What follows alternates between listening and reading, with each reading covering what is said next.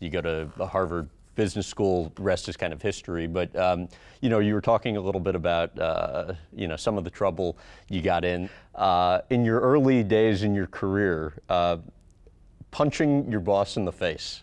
He was actually a real good guy, but we would have our little backs and forths. And then on New Year's Eve, we had like a big office party, and everybody got a bit drunk. And I don't know, we started shoving, and I decked him. Then he went home to his wife, totaled the car on the way home, ruined the wife's New Year's Eve party.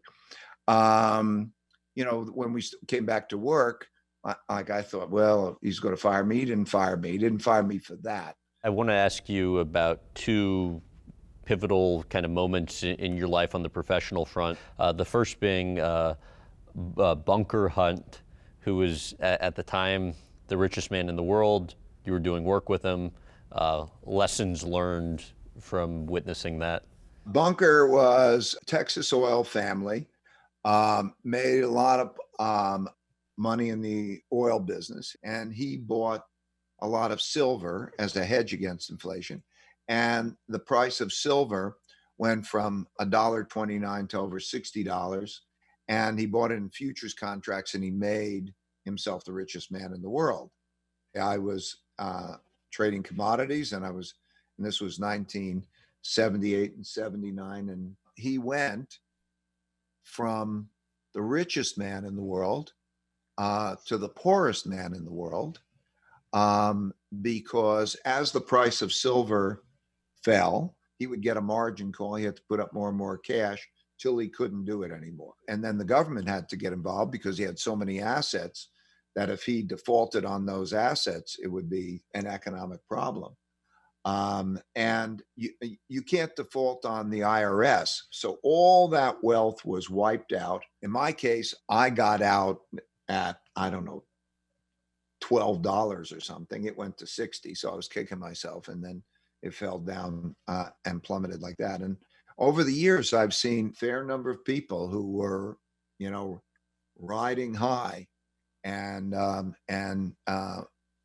went broke for one reason or another. Too much concentration on too many risks makes me very risk averse, and makes me these experiences makes me want to have a lot of diversification, which is a big part of my strategy. And why you go more after the singles and doubles as opposed to the home runs. But what did 1982 and what you went through with the incorrect prediction teach you as well, which later will apply to Bridgewater? That was the toughest experience and the best experience that happened to me. So I calculated that American banks had lent a lot more money to countries than those countries could pay back, because now this type money was going to make them go bust.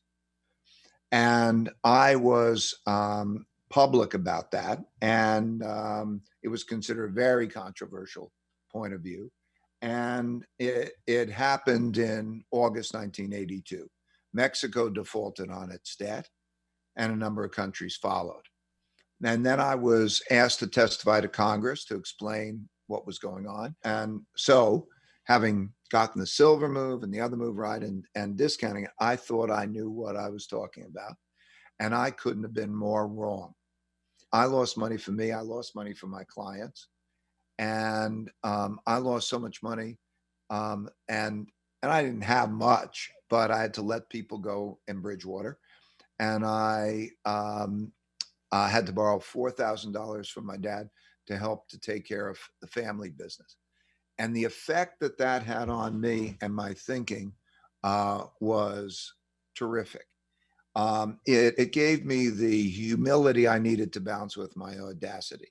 It made me think, how do I know I'm not wrong? Which then changed my approach to decision making a lot in two important ways. We were talking about this earlier. I wanted to find the smartest people I could find who would disagree with me, and to try to find their reasoning and to stress test my thinking. Those things allowed from that point on for me to take Bridgewater from where it was over the next many years to when Fortune described it as the fifth most important private company in the country.